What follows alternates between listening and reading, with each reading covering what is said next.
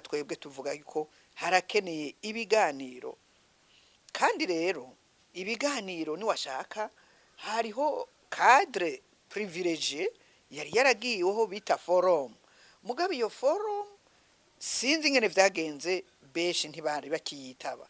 Rero ko batayitaba kandi bakaba bayanka gose, bati porunu ati kuri twebwe tubona ko atari cadre nziza, basi bagerageze kwiyumvira nukuri leta igerageze kuba ari yitangura guhamagara abo batavuga rumwe, kandi nibashaka bibe mu yindi cadre atari initiative changement nibashaka canke ibi nyene, kuko niyo gushika ubu yumiye ko ihuza batavuza rumwe bigashoboka. Gushika ubu initiative changement iriko irakora neza cane, urabona ivyo yakoze ko ari gitangaza, abantu bahora bahura umenga barahana imigongo. Aho tugeze nuko imodoka iguhagararanye haja imbere cane, ukabona naka aragize crevezo ya pneu, utaza kumuraba ngo ari muri opposition canke ari muri mvance, ubanza gutabara uwo muntu, kuko twavuze ico bita les valeurs, mbega menda zivuge ngo mu Kirundi, les valeurs culturelles zamye ziranga abarundi, ubuntu, valeur y'ubuntu, valeur y'ugusonera umuntu, ikiremwa muntu. Ubwo ni inkoko ipfuye irababaza, ugasanga abana bariko barafyinata barayiteye kwibuye irapfuye, uzubona ubwo nyene yuko nico gikoko kitari gikwiye kwicwa kuri ubwo buryo. Kurengana umuntu, ugasanga umuvyimba w'umuntu ugafukura, wabona ntumumenye, ukigira, biranahanwa n'amategeko.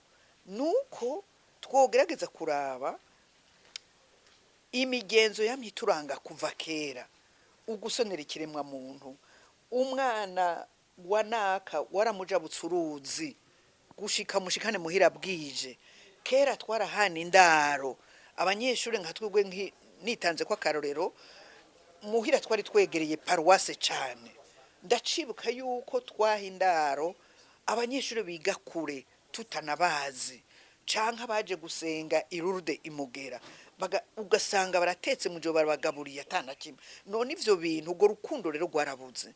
Hanyuma ivyimviro vya politike navyo ntivyobwirije gutuma abantu basubiranamo, kuko uravye amategeko aranga umugambwe, ukaraba ivyimviro vyabo, ukaraba programme, nukuvuga usanga ari ibintu bitangaje vyiza cyane.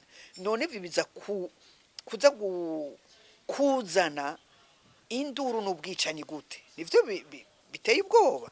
Rero inyishu yibi n'ukwicarana hamwe nk'uku twaganiriye uno munsi, kugira twumvisha abantu ikizira n'ikitazira. Niwashaka muri ibi vyari vyiyumviro gusa, bumva ingene abantu biyumvira kuri ibi biriko biraba i Burundi, kuri la sécurité, kuri l'économie, kuri mu mibano.